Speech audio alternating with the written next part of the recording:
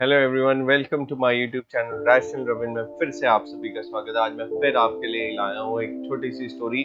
ये स्टोरी है आपके कंफर्ट जोन के लिए। कंफर्ट जोन में आपको क्यों नहीं रहना चाहिए, कंफर्ट जोन में रहने से आपका क्या नुकसान है और कंफर्ट जोन से बाहर निकलने के क्या फायदे हैं। गिद्धों का एक झुंड एक बारी समुद्र के ऊपर से उड़ के जा रहा होता है और उड़ते उड़ते वो सारे गिद्ध थक जाते हैं और रास्ते में उनको एक टापू दिखता है छोटा सा, और वो सभी फैसला करते हैं कि वो उस टापू पे उतरेंगे। जैसे ही वो सारे गिद्ध उस टापू पे उतरते हैं तो उन सब की खुशी का कोई ठिकाना नहीं रहता, क्योंकि उस टापू पे बहुत सारे मेंढक होते हैं, मछलियां होती हैं और समुद्री जीव होते हैं, और उनके खाने के लिए प्रचुर बहुत सारी अमाउंट में फूड अवेलेबल होता है। तो वो सारे गिद्ध बड़े खुश होते हैं, बहुत प्रसन्न होते हैं, और उनके लिए खुशी की एक और इससे बड़ी खुशी की बात होती है कि वहां पे उनके ऊपर हमला करने वाला कोई भी जीव नहीं मौजूद होता। तो वो ऐसे करते करते करते उस टापू पे बहुत समय बीत जाता है उनका, और उस झुंड में ज्यादातर गिद्ध युवा होते हैं। तो युवा होने की वजह से वो सारे बड़ा उसको एंजॉय करते हैं, उनको काम ज्यादा नहीं करना पड़ता, अब उनको मेहनत भी नहीं करनी पड़ती शिकार के लिए, अपने भोजन के लिए, एंड वो सारे एंजॉय करते हैं। उनके लिए वो लाइफ, मतलब उन्होंने ऐसा जीवन पहले कभी नहीं देखा होता। हमेशा उन्होंने स्ट्रगल किया होता है, एफर्ट मारा होता है, शिकार करते, कई बार शिकार में कामयाबी नहीं मिलती, भूखे भी रात को सोए होते हैं। पर अब उनके दिन बदल गए थे, उनके पास ऐसी स्थिति नहीं थी और वो बैठ बैठ के उनको खाने को मजे से मिल रहा था। ये सब देखकर एक बुजुर्ग गिद्ध जो कि वल्चर्स होते हैं, बुजुर्ग गिद्ध ये देख के बड़ा परेशान होता है कि ये बच्चे इस युवा स्थिति में ही इनको ऐशो आराम की आदत पड़ गई, या ये कंफर्ट में चले गए हैं और अभी ना ये शिकार करते हैं, इनको बड़ी आसानी से खाने को मिल जाता है, और अगर ऐसे ही चलता रहा तो ये उड़ना भी भूल जाएंगे और ये शिकार करना भी भूल जाएंगे। धीरे धीरे इनके जो पंजे हैं, तीखे पंजे, वो भी खराब हो जाएंगे। तो इसी चिंता के चलते, क्योंकि वो बुजुर्ग गिद्ध होता है, उसको जीवन का अनुभव होता है, तो वो यही सोचता है कि क्या ये युवा गिद्ध अगर इसी प्रकार से अपना जीवन बिताते रहे तो क्या जीवन में आने वाले उतार चढ़ाव, चुनौतियों का ये सामना कर पाएंगे। यही चिंता को लेकर वो सोचता है और एक दिन वो गिद्धों की सभा बुलाता है। तो जब वो गिद्धों की सभा बुलाता है तो गिद्धों की सभा में वो यही मुद्दा सबके सामने रखता है कि भाई अब हमें इस टापू से उड़ जाना चाहिए और वापस हमें उसी जंगल में चले जाना चाहिए जहाँ से हम आए।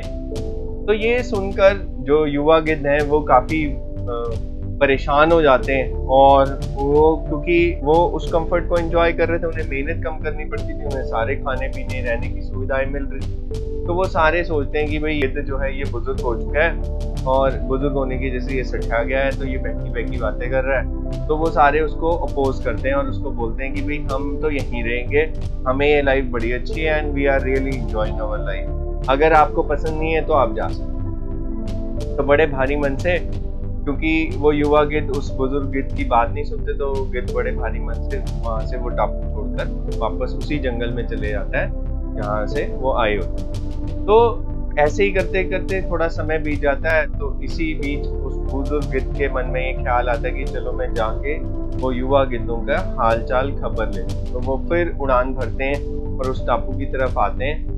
तो जब वो टापू के ऊपर पहुंचते हैं तो उनको वहां का कुछ नज़ारा बदला बदला नजर आता है। जैसे जैसे वो टापू के पास जाते हैं तो उनको काफी चिंता होती है, और जब वो टापू पे बिल्कुल पास पहुंच जाते हैं, उतरते हैं, तो वो देखते जगह जगह गिद्धों की लाशें पड़ी होती हैं, और कई गिद्ध मर चुके होते हैं, कुछ तड़प रहे होते हैं। ऐसे ही एक मरने समान गिद्ध के पास वो जाते हैं और वो पूछते हैं कि भी जो मृत्युशैया के बिल्कुल प्राण छोड़ने वाला ही होता है उसके पास जाते हैं, और वो उसको भाई तुम सबकी ये हालत कैसे होगी, तुम सब तो इतने खुश थे, यहाँ पे लाइफ इतनी अच्छी थी।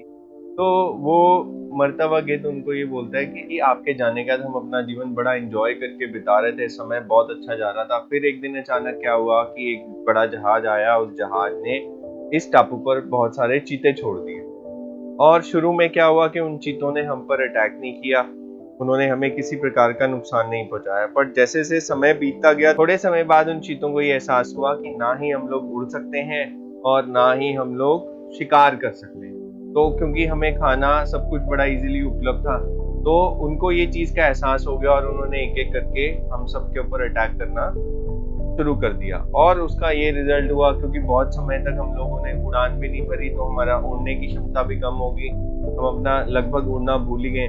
तो ऐसे करके फिर वो एक एक करके हम सबका शिकार करते रहे, और उसका फल स्वरूप ये हुआ कि आज हम सभी गिद्ध मृत्यु को प्राप्त हो रहे हैं। तो शायद अगर हम उस दिन आपकी ये बात मान लेते और आपके साथ मुड़कर वापस अपने जंगल चले जाते तो हम सभी गिद्धों की ऐसी दुर्दशा नहीं हो। अब इस स्टोरी से हमें ये सीखने को मिलता है कि जब भी हम अपने कंफर्ट जोन के अंदर चले जाते हैं, और क्या होता है कि कोई भी व्यक्ति जीवन में, कोई चाहे स्टूडेंट हो, चाहे कोई कमाने वाला बंदा हो, कोई बिजनेस करने वाला हो, कोई रेडी लगाने, कोई पड़ी लगाने वाला, कोई भी व्यक्ति जो जीवन में कुछ भी थोड़ी मेहनत कर रहा है, संघर्ष करके कुछ भी अर्जित करता है, तो वो उसको बड़ा इंजॉय भी करता है, उससे खुश भी होता है और उससे उसमें उसका सेल्फ कॉन्फिडेंस बहुत ज्यादा बढ़ता है। अब क्या होता है कि जब भी कोई व्यक्ति अपने जीवन में कुछ हासिल कर लेता है तो उसके बाद वो एक कंफर्ट जोन में चले जाता है, फिर वो उसको एंजॉय करने में सारा समय बिता देता है। और जब भी कोई व्यक्ति इस स्थिति में आ जाता है तो उसके बाद उसका नुकसान होना बिल्कुल निश्चित होता है, बिल्कुल तय होता है, क्योंकि हर एक चीज टेम्परेरी होती है आपके पास।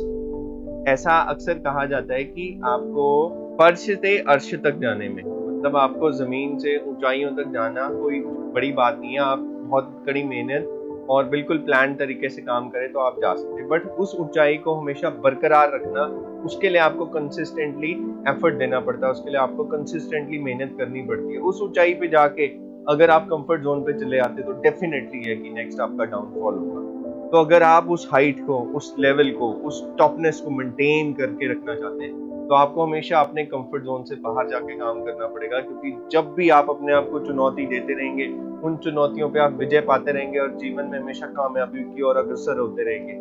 तो इसी के लिए ये कहा गया है कि हमेशा कामयाबी उन्हीं लोगों को मिलती है जो अपने कंफर्ट जोन से बाहर जाके काम करते हैं। तो यदि आप भी अपने जीवन में कामयाब होना चाहते हैं तो आप अपने कंफर्ट जोन को ब्रेक करिए। जो आप नहीं कर सकते वो करने की कोशिश कीजिए। जो आपको अच्छा लगता है हमेशा वही मत कीजिए। जो आपको अच्छा नहीं भी लगता आप उसको भी ट्राई करके कोशिश कीजिए कि आप वो भी कर सकें। तो इस तरीके से जब भी आप अपना कंफर्ट जोन को ब्रेक करेंगे, डेफिनेटली आशा करता हूं कि आपको भी कामयाबी मिलेगी और हर वो व्यक्ति जो अपने कंफर्ट जोन से बाहर निकल के कोई भी एफर्ट देगा उसको जीवन में अवश्य ही ये निश्चित है कि वो कामयाबी हासिल करेगा ही करेगा। ये पक्का है कि वो ऊंचाइयों को छुएगा और वो ना सिर्फ ऊंचाइयों को छुएगा, वो हमेशा अपनी उस ऊंचाई को बरकरार भी रखेगा। इसी आशा के साथ कि आपको आज की ये स्टोरी में कुछ सीखने को मिला होगा और आपने जाना होगा कि कंफर्ट जोन हमारे लिए अच्छा है या बुरा है। नॉर्मली सुनने में बड़ा अच्छा लगता है कंफर्ट, बट कंफर्ट जोन अच्छा नहीं होता। हमेशा आपको कंफर्ट जोन से बाहर, तो आपको कामयाबी और तरक्की मिलेगी। इसी आशा के साथ कि आपको आज का ये ब्लॉग और ये शॉर्ट स्टोरी काफी अच्छी लगी होगी और आपके जीवन में एक बहुत अच्छा ट्रांसफॉर्मेशन लाने में ये शॉर्ट स्टोरी कुछ ना कुछ बड़ा रोल प्ले करेगी। और डेफिनेटली यदि आप इसको फॉलो करेंगे तो आपके जीवन में ट्रांसफॉर्मेशन भी आएगी। तो इसी आशा के साथ कि आपको आज का ये ब्लॉग, ये शॉर्ट स्टोरी पसंद आई होगी। तो अगर आपको ये स्टोरी पसंद आई तो please like, share and subscribe करें हमारे इस यूट्यूब चैनल रैशन रविन को और बेल आइकन को जरूर दबाएं ताकि आपको आने वाले फ्यूचर वीडियोस का अपडेट मिलता रहे। आपने अपने जीवन में से कुछ कीमती समय निकालकर मेरे इस वीडियो ब्लॉग को सुना, इसके लिए मैं आपका आभारी हूँ। धन्यवाद।